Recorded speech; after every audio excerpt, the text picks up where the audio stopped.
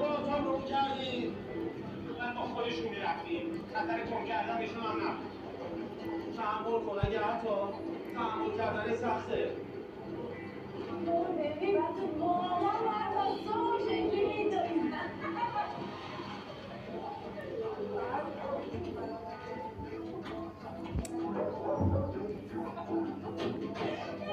اینجا میدونی بیشتر باید دستی خودمون رفت اصل چی؟ هیچی از اون دیوار باید نمیماند داره فیلم ما تعهد اخلاقی داریم به چی به کی به همه چی به همه چی